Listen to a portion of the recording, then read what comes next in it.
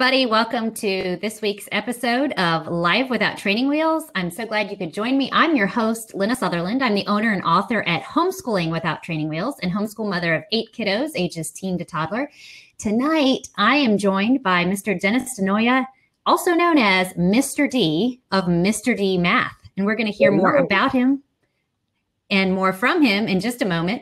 But let me do a few housekeeping details. And actually, I'm going to sneak in a little announcement because I'm kind of excited about this.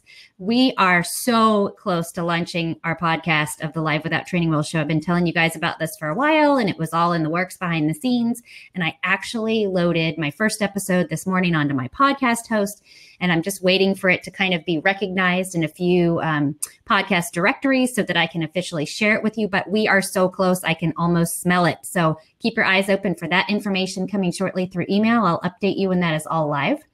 As for this show tonight, if you are watching us from Facebook or YouTube, of course, you're welcome to keep watching from there. But I do want to let you know that Mr. D and I are live here in Crowdcast. So if you'd like to engage with us in comments and questions, you'll want to look for the video, the link in the video description so that you can hop here into the Crowdcast show and join us as we talk about math. Also, if you're watching in Crowdcast, you're going to get the best engagement on a desktop or a laptop because, thumb typing is kind of awkward. But if you're watching on a mobile device, no trouble. You just want to turn it into landscape mode and then touch the square up in the top right corner to go full screen. And then tap where it says view chat and you'll be all set to go.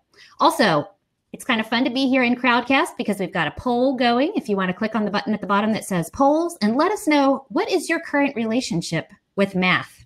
So it looks like the majority of our viewers say that they have some combination of kids who love math or moms who love math or kids who hate math or moms who dread math. So we're kind of all over the board. And that's probably a pretty great place to be as we listen to what Mr. D has to tell us tonight about thinking about math as a language. Also, right next to the button that says polls, there's a button that says ask a question. And we've already got questions lined up for tonight. If you have one, please feel free to drop it in at any time during our discussion.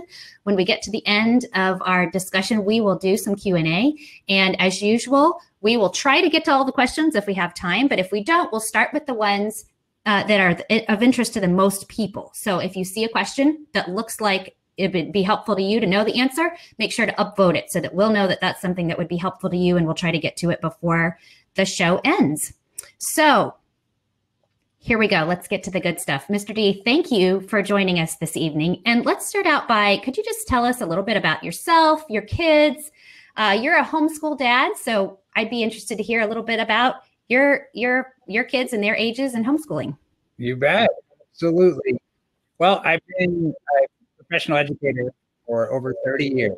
So I call myself a recovering classroom teacher. So I worked the school system back here. I worked in 2005, and I started writing curriculum in 2010. So when I started writing the curriculum, I actually was doing some work with homeschool students, and I had one of the moms who said to me, she said, "Would you please just write your own course," which is something I had wanted to do for years. Technology really didn't exist. The technology I found right around 2008, 2009, and 2010, that was it. So we started writing and we put courses together. Now we have courses in pre-algebra through pre-calculus. And I ran a tutoring company for about 15 years in the Florida area. So that also gave me a lot of exposure to all kinds of students. So I got to do math from the young person's eyes, from the first grader all the way up to the people going into college. So I really got the chance to see what they were learning, how they were learning it, and all the different facets they had, whether they were in public school, private school, or homeschool. So it was really great. And then, of course, I get to work with my own kids. My kids are 12 and 14. We actually spend most of the year in Spain. My kids are there right now. I'm in Florida right now, homeschool season. But my son, who's 14, he's on a professional dance track, and he's a flamenco dancer. And he got accepted into a music and dance conservatory in Spain. So off we go to Spain. Because we're a homeschool family, it's great because we can go homeschooling there. He does his schoolwork during the day, and he does his dance and music at night. And then his sister is an avid YouTuber, and she is working on languages. So she's 12. She's working on her fourth language now. So she speaks English, Spanish. She's been doing French for a couple of years, and she started Italian this year. So she got in that because we went on a cruise, and she had to call the cruise director, who came out and said hello in 7 languages. And she said, I want to do that job. So I was like, okay, honey, you can do that. You just have to learn 7 languages. And she was like, okay. So that's her thing now. So that's what she's doing. So she's the linguist of the family. Wow. Okay, so you're part of the year in the US, part of the year in Spain, a daughter who's learning 4 languages and wants to take on more so that she can be a cruise director someday. Amazing. Right. So that, I think that classifies as world schooling. What do you think? I think so. Yeah. Okay, so Mr. D, we're getting some feedback that it's a little bit hard to hear you. And I'm not sure, because when you and I were in the green room before the show started, I didn't notice any sound trouble, but are you getting a echo when you talk? I have a little bit of an echo. Yeah. I'm going to turn my mic down and see how's that. Is that better? Better. Is that better? I'm understanding you fine, but okay. Same for you, meaning that you're still having the same difficulty understanding? Is? It's feedback, yes. Let's see. Do you have any earbuds or something like that we could try? I do. Let me see. I promise you guys, we did all the sound checks before we went live, and everything was great. We were just sitting there chatting. Can I call in by phone? Is that possible? And I'll stay on the video. Is there a phone line or no? No, I don't have a phone line. All right, let's do this. Let me see if I can get my speakers a little bit lower. I'll just listen quietly. How's that? And I think you can still hear me okay. Does that help on the feedback? It sounds about the same to me, but I'm not experiencing. It's better. Rita says that's better. Okay. Okay, good. So I'll do this. I'll listen this way, and I should be able to hear you, but I'm still good. It's a little bit better. Okay. Okay. All right. So, okay, good. That's a little better. Thanks, guys. Does everyone want me to say all that again?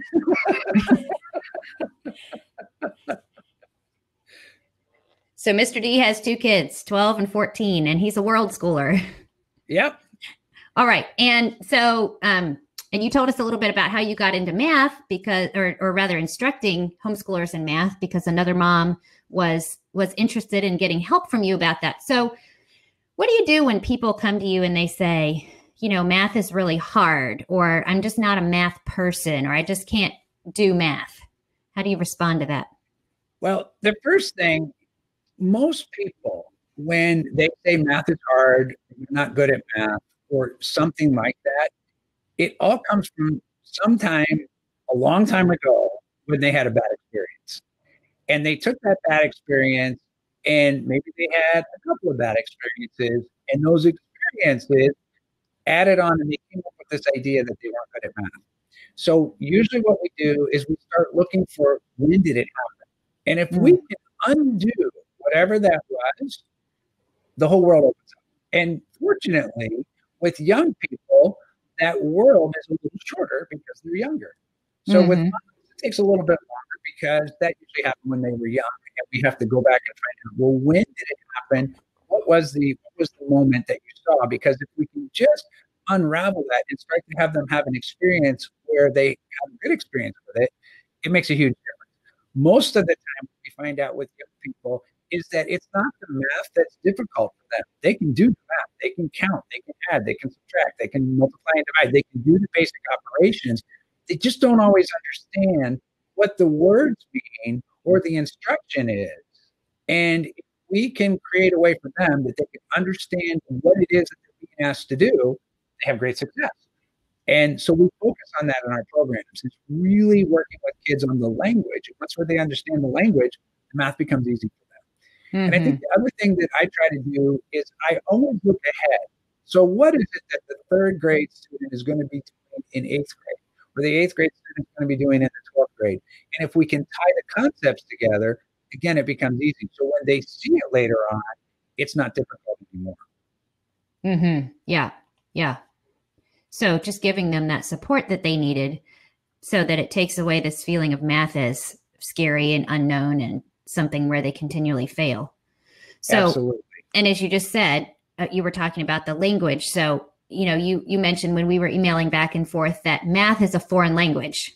So tell us a little more specifically about what that might look like as you teach math when you're teaching about a concept and you're thinking from the perspective of, okay, math is a foreign language. How would that affect the way you teach something? Sure. The very first thing we do in our courses is we define what a language is. So a language it's a systematic approach, right? Or there's a system involved, and you're communicating with either sounds or conventional symbols. And if I show that to students and I say, is math a system? They say, of course. Can we communicate? And we start saying 5 plus 5, and they tell me 10. Next thing I know, we're communicating. We can use symbols that we all agree on. Once they realize that it's a language, we start working with it like a language. But then we have to get it to a point where it makes sense to them. So I use the analogy of a dog. So for me, if I'm talking to a dog, or if people have a dog, and maybe some of the guys out there have pets, a dog doesn't hear it hears all the words, but it doesn't understand all the words when you're talking to your dog. Your dog, it knows its name, he or she knows their name, maybe they know sit, maybe they know treat, or they know out, or words like that. But everything else in between, it's kind of to a dog. It's kind of blah, blah, blah, blah, blah. And so what we do is we actually let students know, the math language is a lot like that. You're going to see words in math that mean something in math, but the other words, it's a lot of blah, blah, blah. Kids love that. Why? Because to them, it's like, where's the blah, blah, blah? We literally put them on a task of trying to figure out what words in math mean something and what words are blah, blah, blah. All of a sudden, it becomes fun for them. It's like, wait a minute, this word doesn't mean anything? Awesome. Where it has a meaning, but not in math. Mm-hmm. And so that's where we start. And with the students, we do that. When we read problems, what we do is I tell the students, read it like a first grader. Because have you ever watched the first grader read? So a first grader, when they read, they're pointing at each word, and they point at each word individually, and they don't try to read it all at one time. But as we get older and we get better at reading, we try to read it the whole entire sentence, and then we try to figure out what it means. Mm-hmm. But if we actually just took each word, a word at a time, and you look at, well, what does that word mean in math? If it has a meaning in math, great, let's go. Let's keep working with that. If it doesn't, go into the next word that does. And we do that in our test prep classes where we do SAT and ECT prep as well. And what we find with students is if they take, the old adage of if you're going to eat a dinosaur, eat it one bite at a time. Don't try to eat the whole thing, right? Even in math, when you're reading the math words, if you just read it one word at a time, you'll start to see what you're being asked. And once young people understand what they're being asked and they start to understand it, they start to, now that for them, they start learning on their own. They start teaching themselves, and they'll come to you and they'll say, hey, Mom, here's what this means. And they'll show you how to do it. And they get excited about it. Once they get excited, the biggest battle is over, because now they know they can do it. And now they're interested and they're curious. And now they want to start finding out, well, what other words? And they keep going from there. But that's how we approach it as a language, is by defining the words. And in our classes, that's the first thing we do. And the students know that. We're going to define each word as we go. Mm-hmm, mm-hmm. So give me a real concrete example about when you're reading through something, what words might be math words and what words might be the blah, blah, blah part. Absolutely. Okay. Well, let's say this. If I said to you, Mara has a reading project due in 5 days. And on her reading project, she has to read 180 more pages. And she's already read 100 pages. So how many pages is she going to read altogether? Mm-hmm. Now, that's a whole story. By the way, I was thinking about, I should have that in front of me, right? So I just gave that to you. That's right there. I know it's something that we have in one of our courses. But if you think about that, the first thing we ask students to do is to go to where the question is first. And the question that was asked is, how many pages will she read altogether? So I'll ask you a question, right? If I said to you, how many pages are you going to read altogether? What word in that sentence means math to you? Altogether? Altogether. And what does that mean you're doing? Sounds like I need to add. Absolutely. Look at you. You're doing math. Yay. Okay, Yeah. here we go, right? Sir. So if we go back to the problem and it said she already read 180 pages, and I asked the kids, what are you adding? What are you adding? Well, how many pages is she going to read all together? So what we're adding are pages. So you go back in the problem and look for pages. Uh-huh. How many pages? Well, there's 100 pages that she still has to read. She's already read 180 pages. How many pages is that? And you say, well, I'm going to add 100 and 180, 280 pages. The words we look for were all together, pages, and then we know we were adding. So then we find those two things. But if you remember the very first thing I said Nora has a reading project due in 5 days. What does that have to do with the question? Nothing. And again, what that does is it has for students are like, they love it because now they're looking for the answer to something. They're already thinking about what am I supposed to be doing? They're not worried about, oh my gosh, it's a reading project and I've got 5 days to do it. They're not caught up in the story of the problem. They're caught up in solving the problem. And it makes a huge difference for young people. Yeah. So I tell students and moms as well, start with the question first, find out what words mean something in math, and then you get to work from there. Mm-hmm. So you just said you tell moms this too, because my next question was going to be, okay, so, a mom might be listening in and they might say, okay, wow, that's a really brilliant way to think about math and to teach math, but math feels like a foreign language to me too. How do I get to understand the meaning of math if I'm supposed to be the guide and I don't know this language. So what would you recommend for a mom to do to get her to a place where she feels like she can instruct in this foreign language? Absolutely. Well, here's a great thing to do. The first thing is to let students be your teacher. If math is hard for you, that's okay. Let the students teach you. They have a project you want to learn how to. By the way, here's a great thing, right? If we're talking about the words and what the words mean, maybe we can pull the figures out there. The definition of addition. Okay, if you guys are listening in, Mr. D wants to know, what is the definition of addition? And I bet it's harder to do than you think it will be. Oh, absolutely. And you're probably not going to find it in your math book, right? I don't remember ever seeing. Yeah. So while I give people a minute to Amy says putting things together. I see that. So when I emailed my subscribers this morning about this show, I said that I spent the first half of my math career thinking that the equal sign meant like, and the answer is, and then when I got into questions where there was stuff on both sides of the equation, it was like, what? Because nothing had ever challenged my assumption about what the equal sign meant. Gotcha. Okay, they said the sum or combining numbers. Okay, so those are some take those things. Okay. And I guess probably one thing to ask people is, do you notice, the first thing that you might notice is that you're really searching for the definition of addition. Did any of you guys find that it was like, oh, wow, this is not as straightforward as I thought it would be? Right. Where you know how to add, but do you actually know what the word means? So let's take some of the ones that people put up there. So I'm going to use fingers and I like that people said thanks, right? So I'm going to put some fingers here and some fingers here. And if I was going to add them, I'm going to take a guess, everybody. If I've got 2 fingers here and 1 finger here, everybody could come up with, I've got 3 fingers, right? Yeah. But did I put them together? I guess maybe in your mind you put them together, but did you get to 3 without putting them together? You didn't have to put them together. Yeah. So putting things together, not part of it, right? So we could have 3 kids in one car and 2 kids in another car. Yeah. To an addition problem. So the sum is still telling me that I still don't have a definition of addition. It's just a word that tells me that I'm adding. Mm-hmm. Combining things, nope. I don't have to combine anything. So what did I actually do? How did you come up with 3?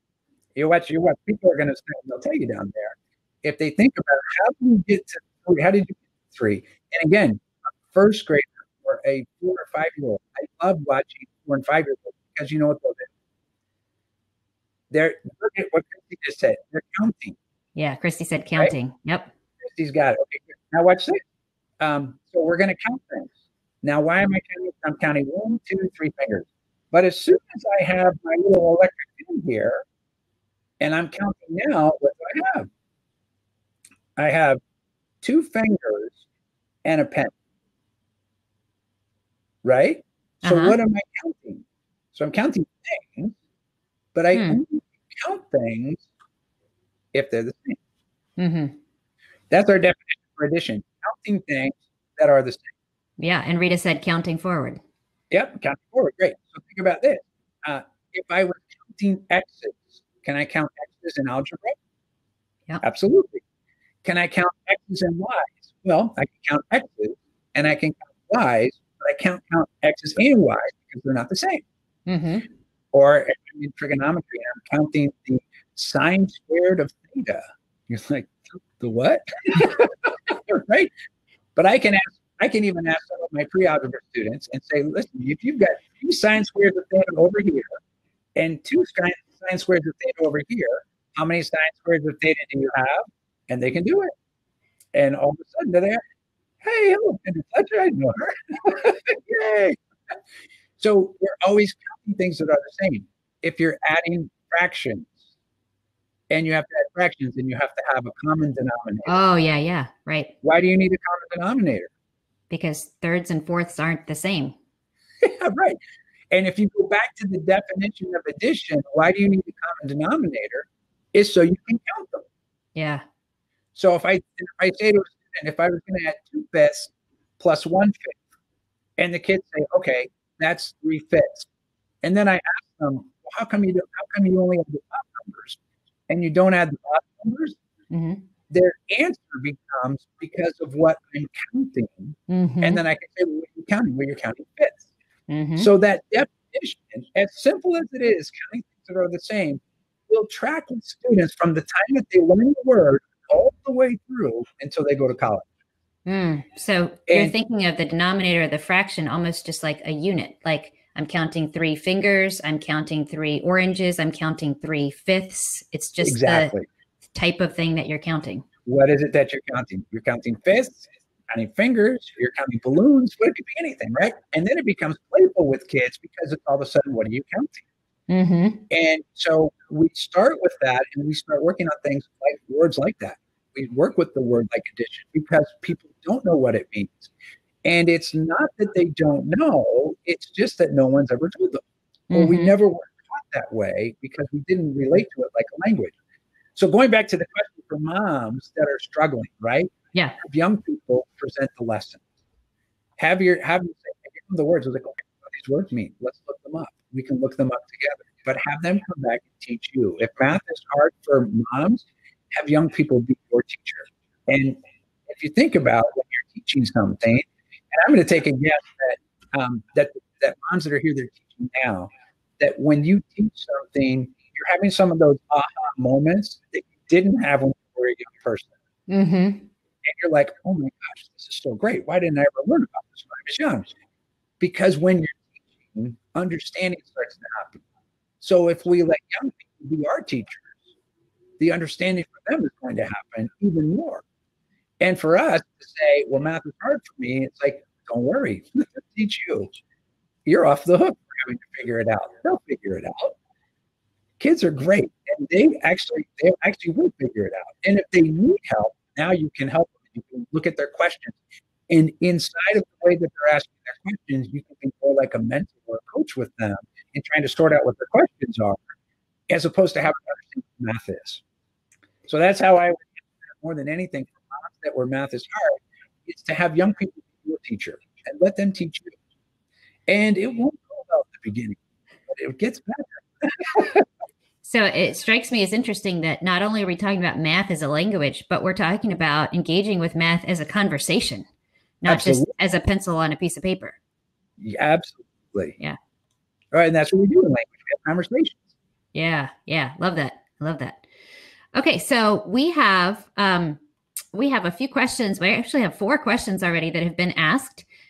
So we're going to start into those. If you guys who are here have more questions, of course, you're free to keep on asking and we'll just get through as many as we can. So before I get to the questions, let me do something real quick. I am just going to put up a little green button here at the bottom of the screen because, and Mr. D, I'll let you say a thing or two about this if you want to, but Mr. D has an online math program starting at pre-algebra. And so, I actually went through the pre-algebra program with my son, and I was surprised to find that we were starting with talking about what is addition. I was like, oh, maybe I picked the wrong grade level because I think he already knows this. But I was fascinated. I sat there right with him, listening to the definitions and the discussion of, how to think about math. And he and I actually, it did just what you said. It sparked a conversation because we're like sitting there pausing the video like, okay, wait a minute. That's kind of cool. I never really thought about that before. And so we were just sort of having a little math chit chat. But Mr. D, you want to tell us about the programs that you've got available? And you can use that button there at the bottom to hop over there and take a look if you're interested. Sure. We've got 5 core math courses. So we start at pre-algebra. We go through pre-calculus. Students can do our courses in 1 of 2 ways. They can do a self-paced course. Our courses have video instruction. It's all web-based, which means they have a username and password. They can log in from any device, anytime, anywhere, which means when you're traveling and kids say, oh, I can't do my math. Yes, you can. So it's awesome. And they can do the course also in a live class session. So we meet students once a week, and then they can come in and we do our class together for one time per week. And then they go back to the curriculum where they've got the pre-recorded videos. Their coursework is printable worksheets. So we still want them to write things down because writing their motor skills is really, really important for having long-term retrieval and having to really get in there for them.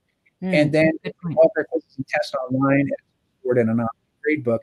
It's something we do that our students love and moms love too. So especially for moms where math is hard, 3 times per week we do extra help sessions. And they're like live tutoring sessions where the kids can log in, and it's similar to the way crowd testing is. We use a program called Zoom, which is very similar, where the kids they meet our teachers online and they can ask questions about where they are in the course. Our teachers all teach all of our courses already, so they're very comfortable in any section at any time. So they can work with the students. The students can come in, they ask questions, and the kids love that. So we do that 3 times per week for our students. And then they email us, and we get the funniest emails from kids. One thing that I like when the kids email me is I always can dialogue with them and work with them in how to ask a question. Because they'll say, well, I don't understand number 7. Okay, great. So tell me about number 7. If you can send me a picture of your work so far or something about number 7 that you don't understand so that I can see where you are. Oftentimes, if we get them to look for and come up with their question, they send me the email back and they go, I figured it out. So it's kind of interesting. When they start thinking about what their question is, oftentimes they answer it themselves. Oh, I love that. So I love that. We kind of interrupt the process of, and I'm going to take a guess that probably moms have some young people out there that, they come to you and they say, I don't understand. And that's kind of their go-to thing. I don't understand. And so I always say, well, but if you did understand, what would that be? Or can you show me what you're doing so far? And by the time they get to the part where they can put together their question, they usually answer. And it's been great. It's usually something simple, and then we can see it and we can dialogue with them and send things back to them as well. Yeah. So that's our course kind of in a big nutshell. It's online, it's live, it's self-paced. Our students are doing great. We do SAT and ACT prep as well. We just started a life skills program this year for teenagers, and that is a program that's leadership development, and we can chat about that another time, but we're having a great time with that class as well. All right, so let's get into some of our questions. The first one is from Rita. Rita says, why do my kids have days when they remember their addition facts readily and other days when they default to counting? I have 7-year-old twin boys. Rita, here's my best answer to that is they're 7. It's over time, as they're going to remember and remember and remember. And on the days when they're counting. On the days when they remember. For me, I like it counting because you're making the connection. To just remember something, it's rote. While we remember things, which is great because we want our young people to know their multiplication facts. We want them to have those things memorized. But when they're counting and they're actually thinking through things, or they're touching it, or they're doing the things they are doing, it's connecting what they're learning to what they're remembering. So on days that they don't, if they're not remembering that day, counting's great. So I would say the biggest thing is that they're 7 and it's time for them to play. So they need to get their hands on something and get engaged. Okay. And actually, that relates to another question she was asking. So let's go ahead and jump to that one. She says, in order to keep it fun and hold interest, I use games, worksheets, wrap-ups, and manipulatives. Is diversity helpful, or do I confuse them by teaching concepts rather than rote memorization? Well, as with anything, even and I'm going to take a guess, Rita, and if this kind of applies, you can throw definitely comment. Even with boys, their learning styles are probably different, and you might notice at home if you have more than one child, your learning style and your young people's learning style, not everybody's the same. So find the ones that work with that young person. If they like, my daughter is a worksheet fanatic. She loves if she can check boxes on the worksheet. She's so happy. That's her favorite thing ever, right? And she wants to go through the book and she wants to know exactly what to do. My son, not so much. And my son does. He's very good at memorizing things, and he sees something, he remembers it. He's a musician, so he sees music and he remembers it. And a dancer, and he sees the dance step and he remembers it. So for him, he's more of a memorizer. And so for him, we memorize. For him, I talk to him. I will work with games with him because I want him to do the thinking beyond the memorizing. But I think the best thing is to find the ones that work for your young person. You may see that some work well with one young person, but not so well with the other. So I don't know that it confuses them. It's more just finding the learning style that works with them. And one of the things you can do to identify the learning styles is when you're asking them questions. See how they reply to questions when you ask them how something makes them feel. Even a math question, how does that make you feel? Or what do you see? Or what does that look like to you? Or what do you hear when I say that? Or if you were going to do this, how could you make it better?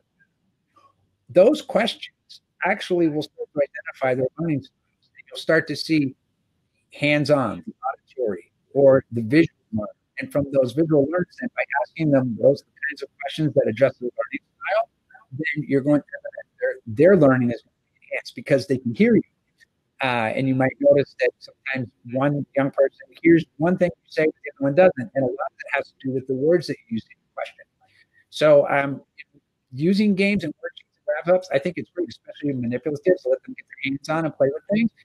If diversity is awesome because it's going to help you identify what their learning styles are. And then once you get the learning styles identified, then continue to work with them.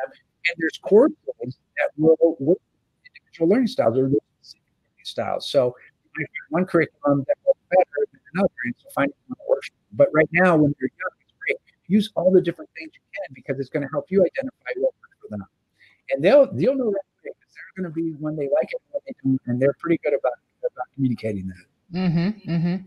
Yeah, so trying the different things, but then getting feedback from them about, their interactions with those things to get a sense of what was helpful for them.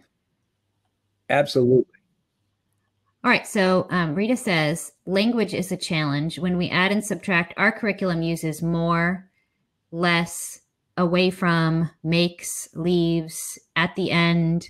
And while this helps to understand word problems, my kids gravitate to plus, minus, and equals, although I'm not sure they fully grasp the meaning of these symbols since their fluency fluctuates. What to do?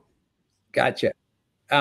So what we do with our pre-algebra students, and I know you guys are going to feel bad for me, but I was hired at my school in Hawaii, and I worked there. I traveled back and forth for 3 years, 12 times to Waianae, Hawaii, and I worked with the entire school population from grades 3 through 12. And one of the things we found was a lot like that. With the language was a challenge for them, especially in this particular school. It was a lower socioeconomic area, and kids really struggled with language. And so what we did was we made for them words that not the common words in math. And so we had that up there and we posted it in all their classrooms. So one thing I would do is keep those words somewhere in front of them. When they see it, they know that means minus something. They see less than something, from something, leave something, make something, or at the end of something. For me, one of my favorite subtraction words is for distance. They see the distance between things. That's a subtraction. That's telling me I have a subtraction problem. So I think the best thing to do there is to have that. And I'd be happy to send you, if you want to send that out to people, we're happy to send that to you. You can send those common words out because we do everything from the definitions of the basic operations. For the listeners that are here tonight, if you have something fun for me, I'm happy to send it to you. You can send it out to people. That is something you can print out and you can have. And we did that in Hawaii. We had amazing results with their standardized test scores.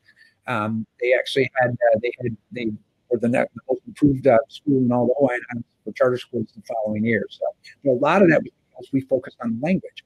So that's one thing, is to keep words in one place. All these words do need subtract. So let's look and see, what word is that? And the more that they work with that, the more that it's start to become, again, the conversation of the dialogue. Awesome. Yes. Looks like folks are very interested in that. So if you email me either a link or the file or whatever, and I will add it to the show notes so that folks can come and grab that. Because yeah, that would be awesome. Awesome. A little translation guide for the moms and for the kids. All right. Let's see. Okay, here's one from Christy. Christy says, I have one youth, 9, who finds math boring because he can't mentally understand. Oh, she can't mentally understand and process advanced concepts that are advanced for her to move forward as fast as she wants. Ideas to help her, except she needs to master her level to move on. Gotcha. So with a young person like that, first thing is, where does she excel? So find the things that she does do well, where she does process things well, and then is there a way to tie the math into what she's already doing? And a lot of times that way she can start to connect the things of something that she likes to do, the things that work for her, and have her make up her own math problems. And then she's going to be your teacher. And you're going to start to see that's actually going to have her move quickly, because for her, if she can actually find something that she likes to do and bring the math concepts to that, and you might have to have a conversation and see, okay, so, and I'm not sure what she likes to do, where we can pick up things. If you just sat and did 25 addition problems or 25 multiplication problems, it can become boring, right? So how can we start to see that in the real world? Having her get her on things, counting money, baking. Okay, great. She likes to bake. I'm trying to think here, but I could, but I'm pretty sure there's math involved in baking, right? A little bit. You're touching, you're counting things, you're rolling things out. You've got the cookie sheet out. You're reading how much, looking at the different conversions. You can play with metric as well as ounces. There's so many things you can do with baking. Turning on the oven and looking at the temperature. And how does the temperature work? Going from, how do you know when something is like preheating and what does it do? And how long does it take from preheating the oven to get to the temperature that it's going to? So if you're going from 300 to 375, what would you do to figure out how many degrees that is? And then start looking at how much time does that take? Oh my gosh, we're looking at time. Wait, that's 15 minutes? Part of an hour is that? You can do a whole math course just around baking. That's so awesome. Oh, that was, well, you kind of threw me a softball there, Chris. Right? Okay, so Mr. D, you're the expert on the math point of view here, but as a homeschool mom, I have recognized that sometimes the word boring comes up and it's kind of a cover-up word. Like what I really mean is I'm afraid I'm going to fail, or I don't want to try because it might be too hard. And so instead I say, that's boring. Have you seen that happen too? Because I was wondering if that might be a little part of, if she's saying these concepts are hard, but she's bored, it might be, it's easier to pretend like you don't care than to say, I'm afraid, or this is hard, or. Absolutely. Yeah. And looking at like, what else do you find boring? My mom, who's almost 80 years old, thinks that professional wrestling is boring. And I can't imagine how she would think that. I love professional wrestling, right? I know some of you are going right now, really? But it's so funny because if you think of the idea of being boring, it's like when you say math is hard. Is it really hard? How do you define hard? Like rocks are hard, but math isn't necessarily math. Math is math. So if something is boring, it's like, okay, what if it wasn't boring? What would it be if it wasn't boring? And again, right back into the conversation. What if math was exciting? What if you were the champion? What if you were a math superstar? And it's right back into baking, right? Baking champion. And the other thing, maybe if there's a way to get her to meet a chef or somewhere to do baking, that they could talk to her about why math is important and like kind of get it related to the things that she likes to do. Okay, so Christy says, yes, she does that too, but she wants the harder concepts instead of mastering her level. Maybe I need to move her on and accept she hasn't mastered, but can do it with challenges. So I guess, yeah, maybe we have to define what you mean by like hasn't mastered. If it means like she hasn't memorized all of her multiplication facts, that doesn't have to stop her from doing other things, right? Definitely not. And what's going to happen is the further you go in math, the more you're going to discover your basic skills. And that you know, a lot of times, and I think that happens a lot. It's like we think that, oh my gosh, they don't have this one concept down. But in math, here's the great thing about math. Everything we learn as a young person is going to continue on, and it's going to come back and come back and come back. We teach kids about long division over and over again throughout algebra because we're just going to do it with letters instead of numbers. And sometimes what we find is when the kids see the more complex idea of dividing with letters, all of a sudden the numbers make sense to them. It's kind of a strange thing. So that might be a great idea. And absolutely, if she wants to move on and she wants the harder stuff, bring it on. And then those other skills that she's going to have to work those skills out for herself. But now she's into a place where now she's motivated to do it. So I think that's awesome. Mm-hmm. She'll be like, hey, Mom, can you explain such and so to me again? Because I need it to do this problem that I wanted to work on. Absolutely. Yeah. Yeah, I love that approach. Love that. All right, let's see. We've got one more right now, but you guys are still welcome to add more in. Christy says, okay, thank you. Amy says, the big math fact question, can children progress successfully in higher level maths if they haven't mastered all math facts to 3-second recall? I have middle schoolers who still don't have their facts solid.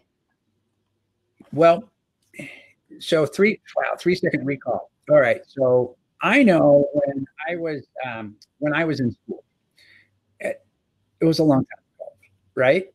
And there were no calculators. We didn't have technology. All we had was recall. And if we didn't have it here, it wasn't happening. So, for young people, do we want them to know their addition facts? Absolutely. Do we want them to know their subtraction facts? Absolutely. Multiplication facts? Absolutely. But sometimes for young people, they have to see it in a way that maybe isn't the way that you and I would do it. I'll give you a great example of that.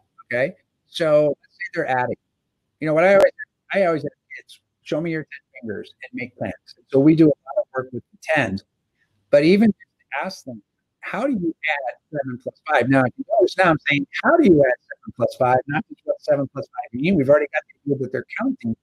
But how do you add 7 plus 5? Because if I say to a young person, could you add 10 plus 2? And they're going to say, of course, it's 12.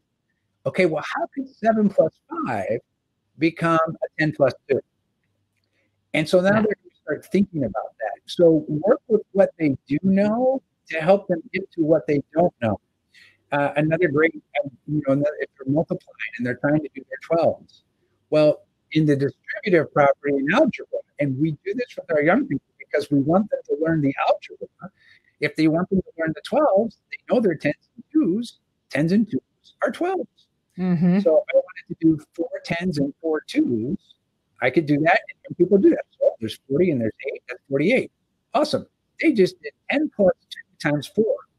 If I wrote down 10 plus 2 times 4 and I showed it to you the same way you would do an algebra problem and take out the 10 and put an X there, you're doing algebra. So they're still doing the math, but you're just going to have it do it in a way what they do know, getting to where they don't know. If there's things where you're kind of like, well, how do I know? How would I know how to do that with them? I'm available as a resource, right? There's plenty of us out there that we can show you different ideas. come with different things, even Googling, another way to do this. But I think working with their strengths will have them start to make the connections that they may not have. Because for them to not have a 3-second recall, they may not have it now, but they may see something later that has them start to develop that recall. I'm really good with the distributed property. So I'd rather multiply, I'd rather use 10s and 3s than try to remember my 13s. I can do that a lot faster that way. If I wanted to do 23, I'll do my 20s and my 3s. I can count 20s, I can count 3s, and I can do it quickly that way as well. And what you practice is what you're going to get good at. So if you're practicing something you're enjoying, you're going to get good at that. If you're practicing something that you don't enjoy as much, well, it's going to be a little more challenging. So I think finding the thing that works for them and then have them practice that recall is going to come very quickly for them. They're going to do it differently than you do, but that may not be a bad thing.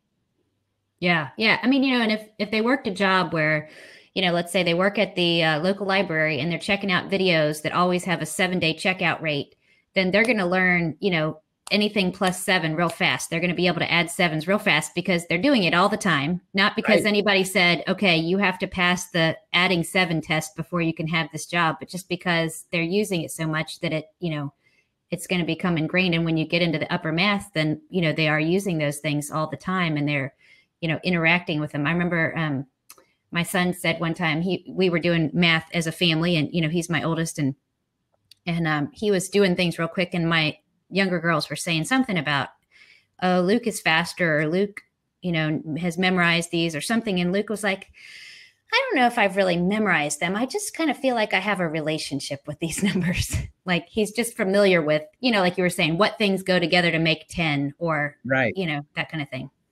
Yeah, it's great. And I think one of the hardest things when people move into homeschooling, and especially when you have young people and they're just learning, and I have to tell the moms that you're there right now, the amount of courage that it takes to be a homeschool parent is just amazing. Because at the end of the day, it's you. And the biggest fear I think parents have is that we're gonna mess our kids up, right? Yep. And we're gonna do something wrong. And so we tend to go back to what we know. And so we want them to know it the way we know it, because then we know if they know it the way if they learn it the way we learned it, they're going to be okay. And I think that it's got to be frightening that maybe they're going to learn it in a way that's different. But again, their learning style may not be the way your learning style is. And there's so many different opportunities out there now. Technology is so different than it was when I was when I was a young person in school. That being able to trust the process, and the great thing is that I know as a parent you're not going to give up on your children. Yeah. That is where it's all going to come back together, because you won't give up, and there's going to be that time where right now maybe it's a struggle and they may have to push through and see something in a different way. Typically what we find is that once they get past and they get to that thing that connects with them, they get back to the memorization and they can get back to that recall, but they just took a different path to get there. Mm-hmm, mm-hmm. But again, I know it's got to be so hard and frustrating, especially if you have one that gets it and one that doesn't, or one that it seems so clear to you, but that you not get. I just my heart goes out when moms face that, because it happens. But letting them explore, and it's part of the learning process, letting them explore, and more for moms to find out about how does your young person learn, and the things that are important to them, exciting them. I think the example of baking is just so perfect, because there's so much richness in math that comes from baking, that there's so many things you can learn that way. So just letting them explore and finding the things that work for them, it does come back around, and they do get it. It just may not be in the way that we think that it's going to look, because of the way that we did it, or the way that somebody says, here's how you have to do it. But what if there's another way to do it? And that's the great thing about math, is that there's always more than one way to get there. Mm-hmm. We're trying to get to the answer to a problem. There may be a sequence of steps we have to take, but do we each think through the step the same way? Typically, not usually, because we're all Yeah. about it in a different way. We're all processing the way that we process and the way that we solve the problems in front of us.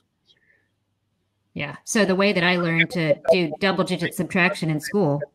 That answer, and there's always an answer. There is the way that works best for you. Yeah. Yeah. I was going to say the way I learned to do double digit subtraction when I was in school is totally not at all the way that I would do it in my head. Right? I'm not in my mind going like, so I borrow from and I make it a 12 and then I carry, like I'm just, I'm like, I'm going from the bottom number and I'm skipping up by 10 until I get close. And then I'm finishing off the gap with the last 6 or whatever. That's how I'm subtracting in my head. You're finding the distance between the numbers. Yep. And based on my understanding of tens, basically. Absolutely. So great that they built in our tens right here on our hands. So convenient. Super convenient. Okay. Let's see. Christy says, can you recommend a test that will show the level a student should start with? My son is using a program he's flying through. At 11, he's out to move into high school algebra. While he can explain and show work, I'm nervous he's missing something. Gotcha. Well, here's the thing about that. We actually don't do placement tests. And the reason why we don't is that they're not very reliable. Because the placement test is written for that particular course. And if you didn't grow up inside of that course, the placement test may not be very, very reliable for your person. And kids have anxiety about tests. So we throw them in front of something that they're not prepared for, they're not used to seeing. The placement test doesn't always go well. The best thing I can recommend is always challenge them. If he's ready, let him go. And if it's too much for him, you can find out quickly, and then you can scale back. If he's ready for that pre-algebra conversation, it's great. If you think back to grade 6, grade 7, grade 8 math, when you look at the curriculum for grade 6, grade 7, and grade 8, they're very, very similar. And it's just doing the repetition over and over again. And what happens is a lot of times young people, they're ready for pre-algebra. They're ready to start moving into that algebra level. We see a lot of our students come into our Algebra 1 program around age 12, sometimes age 13, sometimes 14. But that 7th grade level, some of them are ready, some of them are not. But the ones that are, we want to turn loose and let them go and let them discover what it is. My son, who's 14 now, we started working with him in our pre-algebra course as when he was in the 4th grade. But we only did the first 3 chapters. We spread it out for a year. Now we supplemented it with a computer program called IXL. So he was working on the computer and a lot of drill and practice that way.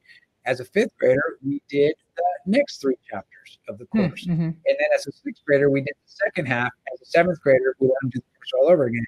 And now he is flourishing, going just flying right through that.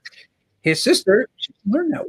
She's a different learning style. So she's my paper and pencil, check it off. And she wants to do 25 practice problems. It's like, you go, honey. That's great, right? My son, if he knows how to do it, he can do it in 3 problems and he can tell me he can do it. Okay, well, then that's where he is. Yep. He's starting to realize now it's not always worked out that way. But for him, it was, he wanted to show the mastery and he wanted to take it to the next level. Where my daughter, she wants to here, I just do problems in the morning. Okay, awesome. That's great.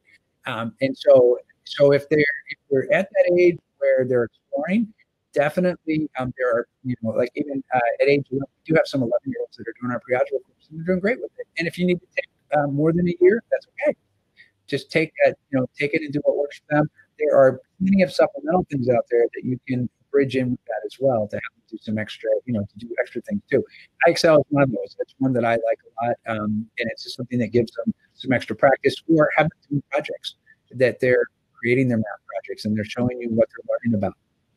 Yeah. So would you have a kind of a baseline, like for a student to start in your pre-algebra course, what would you say they need to fundamentally be prepared to do? Right. So for our students for pre-algebra, we want them to be fluent with add, subtract, multiply, and divide, so that they know the concepts, they can do the concepts. We want them to have seen fractions and that they're ready for positive and negative numbers, so that they can understand the relationship to, even like if you've done something with a number line, which is the positive direction, negative direction, to start to notice what's happening on a number line. And that there are numbers that are less than 0. and what do those numbers look like? Because in our pre-algebra course, we're going to start the very first chapter where we do teach them the foundation, that language foundation. But then we do a chapter on positive and negative numbers. We do a chapter on equations. We do a chapter on fractions and a chapter on decimals. We keep weaving all of that information back in throughout the course. Our students in pre-algebra right now, they just started working. They're adding polynomials. They're all, and they can tell you what a polynomial is, which is great. And it all goes back to adding, and they're counting things that are the same. We're right back to where we were in chapter 1. Now we're doing it in chapter 10, and they're having great success with it. So it does get back, and they do see things again, which is great. And sometimes seeing how positive and negative numbers work together lets young people understand more about the skill set of addition and subtraction. So it kind of works well that way too. Okay, Kendra says, this might be helpful. Our 6th grader did rod and staff math from K through 5 and is in Mr. D pre-algebra this year with no problem, except when he has decided to pretend to do the work. Okay, so only a problem when he doesn't actually do the work. So is it fair to say that pre-algebra is kind of like a good deep review of all of arithmetic and then mixing in those algebraic concepts to get them ready to launch into algebra? Absolutely. Yeah. Okay. What we want to do in pre-algebra is we show them so many different concepts and topics that they're going to see throughout their math career and pre-algebra and geometry and so on. So that's really great. Oh, it's the letter. It's like IXL, but it's the letters I like it, X like X-ray, and L.com. It's a great resource. You can kind of play with it a little bit. It's pretty reasonable if you want to get an account, but it keeps track of everything. My daughter did it. She got these. She got stickers. She kept telling me, she goes, "Dad, I want to take stickers." It's online. Look at your stickers. But she had to look at these digital stickers, and she thought that was the coolest thing ever. So they got kind of a little thing. And it starts. That program actually starts at pre-K and goes all the way up through calculus. So it's really great. And they have things with other subsidiaries as well. Very good. So Shantrai says, Mr. D, what was the name of that program? And Mr. D says it's IXL. And then Christy said, this is the student who she was asking about his level. He's already done those foundations through Learn Math Fast, which would be next for him. Okay, very good. I would have him have him start into a pre-algebra course and see how it goes. Absolutely. And if he can move through it fast, then move through it fast. I'm going. Yeah. Great. Okay. Well, we have answered all of our questions and we're just about at the 1 hour mark.